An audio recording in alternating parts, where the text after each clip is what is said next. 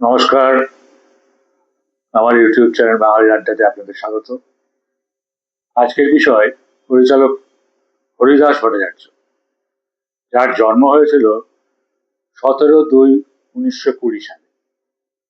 ফেব্রুয়ারি মাসে জন্ম হয়েছিল বলে আমি এই ফেব্রুয়ারি মাসে তার সম্বন্ধে কিছু বলার চেষ্টা করছি। আসলে আমি এই সমস্ত বিস্তৃত চলচ্চিত্র পরিচালকদের নিয়েই আলোচনা করছি যারা বিস্তৃতির অন্তরালে চলে গেছে। বহু বাংলা ছবির শিল্পী তার পরিচালনায় অভিনয় করেছেন, যেমন উত্তম কুমার, সুচিত্রা সেন, বসন্ত চৌধুরী, মালা সিনহা, সুমিত্রা দেবী, শর্মিলা ঠাকুর এবং অবশ্যই কানন দেবী।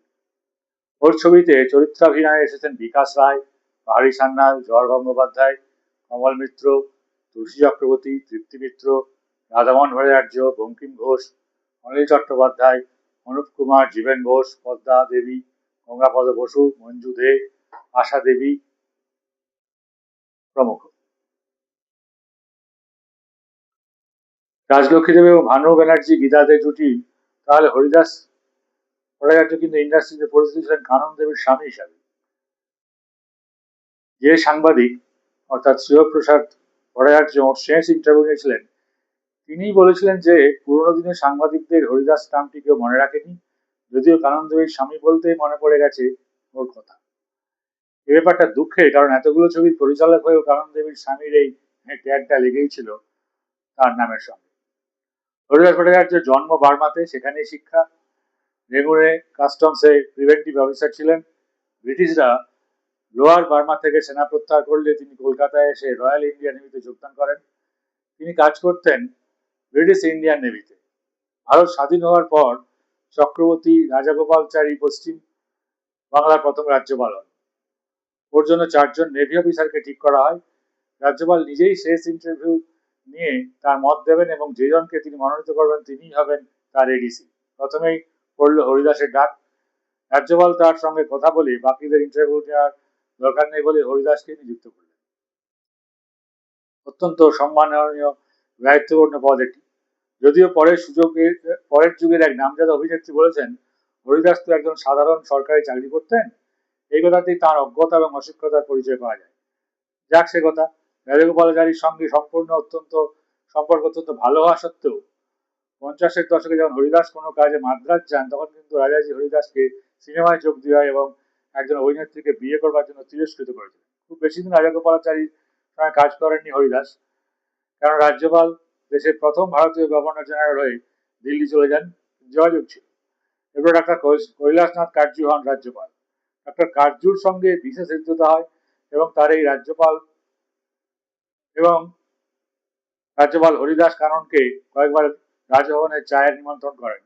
এর সঙ্গেও হরিদাস কাজ করেন 1949 সাল পর্যন্ত। তার সেই সময়েই কানন দেবীর সঙ্গে পরিচয়, প্রণয় আর বিবাহ। বিয়ের পর স্বামী আলাদা জায়গায় রাজভবনে থাকবেন এটা কাননের পছন্দ ছিল না, তাই ছাড়লেন চাকরি। হরিদাস উঠে এলেন ভারতের প্রথম সুপারস্টার কানন দেবীর রিজেন্ট গ্রোভের বাড়িতে। উল্লেখ্য যে কানন দেবী কখনো শ্বশুর বাড়ি করেন। প্রথম স্বামী অশোক মৈত্রের সঙ্গে ছাড়াছাড়ি হওয়ার পর শ্বশুর বাড়ির সঙ্গে যোগাযোগ রেখেছিলেন এবং প্রথম শাশুড়ির শেষ সময়ে সমস্ত শুটিং বাতিল করে দেওঘর চলে গিয়ে শাশুড়ির সেবা করেছেন, কেননা এমন মাতৃস্নেহ উনি আর কারো কাছে পাননি, সম্ভবত নিজের মায়ের কাছ থেকেও পাননি। কাননের সঙ্গে হরিদাসের প্রথম 4 চোখের মিলন একটি সরকারি অনুষ্ঠানে হয়েছিল। কানন টালিগঞ্জ অঞ্চলের একটি নামজাদা স্কুলে প্রচুর ডোনেশন দিয়েছিলেন এবং সেই কারণেই তাদের এক বিশেষ অনুষ্ঠানে কানন নিমন্ত্রিত ছিলেন। রাজ্যপাল কাটজু এসেছিলেন আমন্ত্রিত অতিথি হিসাবে। সঙ্গে হরিদাস সেখানেই পরিচয়, ফোন নাম্বার বিনিময় এবং ধীরে ধীরে প্রেম, তারপর বিয়ে। সনাতন ধর্ম অনুযায়ী সমস্ত নিয়ম মেনে বিয়েটা হয়। বিয়ের পর হরিদাসের প্রচন্ড জ্বর, তবুও নিরম্ব উপবাসে থেকে পাশে ডাক্তার বসিয়ে বিয়েটা শুভ দিনে হয়ে যায়। বিয়ের পর হরিদাস একটি বেসরকারি প্রতিষ্ঠানে বড় চাকরির অফার পান, কিন্তু নেওয়া হলো না। ওই একই কারণে কোয়ার্টারে থাকতে হবে, আর কাননের পক্ষে স্টুডিও ছেড়ে অন্য কোথাও চলে যাওয়া সম্ভব ছিল না। কিন্তু কানন চাননি যে তার স্বামী কাননের স্বামী বলেই পরিচিত হবেন, আর তাই হরিদাসকে পাঠিয়ে বিদেশে ব্যারিস্টার করিয়ে আনা সমস্ত কাগজপত্র তৈরি করে ফেলেছে। তবে যেতে জানি হরিদাস ভালো চাকরি করার সূত্রে এবং কাননের বাড়ি, আর হয়তো কাননকেও ছেড়ে যেতে চাইনি তার মন। অগত্যা কানন ফিল্ম লাইনে নিয়ে আসার বন্দোবস্ত করলেন। হরিদাসের পাণ্ডিত্য সম্পর্কে তিনি জ্ঞাত ছিলেন এবং তার যে লেখালেখির হাত ছিল, প্রথমেই তার সুযোগ নিলেন। মেজদিদি ছবি চিত্রনাট্য লেখাটা হরিদাসের প্রথম সিনেমার জন্য কাজ। ধাপে ধাপে সিনেমা তৈরির পদ্ধতিগুলো বোঝালেন এবং তার নিজের প্রোডাকশন দর্পচূর্ণতে সরাসরি পরিচালক করলেন। এই প্রথম অজয়কর বাদ গেলেন শ্রীমতী পিকচার্স থেকে, যদিও ছবির টাইটেল কার্ড এবং বুকলেটে পরিচালকের জায়গায় শ্রীমতী পিকচার্স ইউনিট নামটা রাখলেন। এই ছবি অত্যন্ত জনপ্রিয় হওয়ার পর পরের ছবিগুলিতে হরিদাসের নামে হলো একের পর এক, যেমন মেজদিদি, দর্পচূর্ণ, নববিধান, দেবত্র, আশা, আধারে আলো, অভয়া, শ্রীকান্ত ইত্যাদি ইত্যাদি। অভয়া শ্রীকান্ত ছবির শুটিং হয়েছিল আন্দামানে। শ্রীকান্ত চরিত্রে স্বাভাবিকভাবেই প্রথম পছন্দ ছিলেন উত্তম কুমার, কিন্তু হরিদাসকে তার পছন্দ নয় বলেই তিনি তা করতে রাজি হন।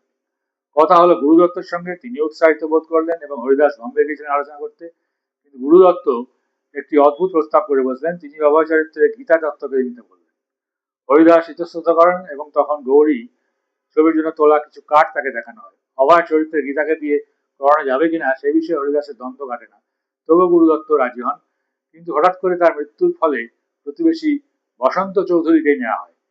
আমি জিজ্ঞাসা করা হয়েছিল যে সৌমিত্র চ্যাটার্জিকে কেন অভয় চরিত্রে নেওয়া হলো না, বিশেষ করে উনি যখন নাটকে সার্থকতার সঙ্গে অভয়া করেছিলেন। বলেছিলেন যে বক্স অফিসের কথা ভেবেই বম্বে থেকে মালা সিনহাকে আনা হয়েছিল। পরিবারের বাইরে প্রোডাকশনে হরিদাস ভট্টাচার্যের দুটি কাজ, শেষ অঙ্ক এবং সান্ধ্যদ্বীপের শিকা। প্রথমটি তো বিরাট হিট। এরকম কোর্ট রুম ড্রামা বাংলা ছবিতে আগে হয়েছে কিনা জানি না। টান টান চিত্রনাট্য। এই ছবির মূল কথা এই যে একজন খুন করেছেন, কিন্তু সেটা প্রমাণ করবার মতো উপায় নেই। সেই জন্য ফাঁদ পেতে খুনির কাছ থেকে স্বীকারোক্তি আদায় করতে হবে। চেজ অফ ক্রুকড শ্যাডো ছবি থেকে গল্পের আইডিয়াটা নেওয়া। অদ্ভুত ভালো ইন্ডিয়ানাইজেশন। সান্ধ্যদ্বীপের শিখা এটিও ভালো চলেছিল এবং হরিদাসের এক সময়ের সহকারী দিলীপ মুখার্জি ছবির অন্যতম নায়ক ছিলেন। রাজলক্ষ্মী ও শ্রীকান্ত এবং শেষ অঙ্ক দুটি ছবিতেই উত্তম কুমারের সঙ্গে পরিচালকের ঝামেলা হয়েছিল। সুচিত্রা সেনও বেশ ঝামেলা করেছিলেন রাজলক্ষ্মী ভূমিকায় একটি শট দিতে। যাই হোক, শেষ পর্যন্ত সবার কাছে গ্রহণযোগ্য পথ বের এবং দুটি ছবি বড় মাপের হিট হয়। কিন্তু উত্তম হরিদাস তিক্ততা রয়ে গিয়েছিল, যার কারণে গৃহদাহ করার সময় হরিদাসকে পরিচালক করতে তীব্র আপত্তি ছিল উত্তম কুমারের। সুচিত্রা সেনের অনুরোধ ও প্রয়োজক হিসাবে উত্তম কুমার তা শোনেন। হরিদাসের একটি বই লিখেছিলেন, দ্য মাইন্ড মিন্ডার্স। এই বইতে তিনি রাজাজি এবং বল্লভভাই প্যাটেলের কথা লিখেছিলেন, অন্যান্য রাজনৈতিক নেতাদের কথা সহ। একবার সর্দার প্যাটেল কলকাতায় আসেন, তিনি দেশের উপপ্রধানমন্ত্রী ও স্বরাষ্ট্রমন্ত্রী। রাজাজি তার দলবল নিয়ে তাকে অভ্যর্থনা করতে দমদম বিমানবন্দরে যান, কিন্তু প্লেন আসে খুব দেরি করে এবং সকালেই অভুক্ত থেকে সর্দার প্যাটেলকে রাজভবনে নিয়ে আসেন। যখন তার লাঞ্চ দেওয়া হয় তাদের, তখন ঘরে দুই নেতা ছাড়া উপস্থিত একমাত্র হরিদাস। প্যাটেল জিজ্ঞাসা করেন যে এই ছেলেটি কখন খাবে। রাজাজি বলেন, আমাদের হয়ে গেলেও খেতে বসবে। প্যাটেল আপত্তি করেন এবং বলেন যে এতক্ষণ না খেয়ে থাকবার প্রয়োজন নেই। উনি হুকুম করেন তাদের টেবিলে হরিদাস লাঞ্চের ব্যবস্থা করতে। ওর কথা মতো সেদিন দেশের যে উচ্চপদস্থ নেতা মন্ত্রীর সঙ্গে এক টেবিলে হরিদাসের লাঞ্চের ব্যবস্থা করা হয়। আমি আগেই বলেছি 17/2/1920 সালে হরিদাসের জন্ম। পিতা কালিদাস ভট্টাচার্য, মা ছিলেন পূর্ণলক্ষ্মী দেবী। হরিদাস এদেরকেই তার বইটি উৎসর্গ করেছিলেন। কিন্তু চিরদিন কাহারও সমাননাই যায়, কারণ হরিদাসের সম্পর্ক একটু একটু করে খারাপ হতে থাকে। শেষ পর্যন্ত 1989 সালের 1 এপ্রিল হরিদাস কাননের বাড়ি ছেড়ে এসে ওঠেন ভবানীপুরে তার বাবার বাড়িতে।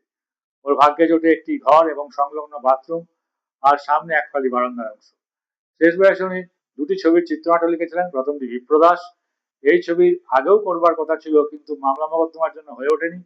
রাধামোহন ভট্টাচার্য বিপ্রদাসের ভূমিকায় প্রথম ভাবা হয়েছিল। আরেকটি যার কাহিনী চিত্রনাট্য লিখেছিলেন, সেটি এক নামজাদা অভিনেতার বন্য প্রাণী শিকারের গল্প।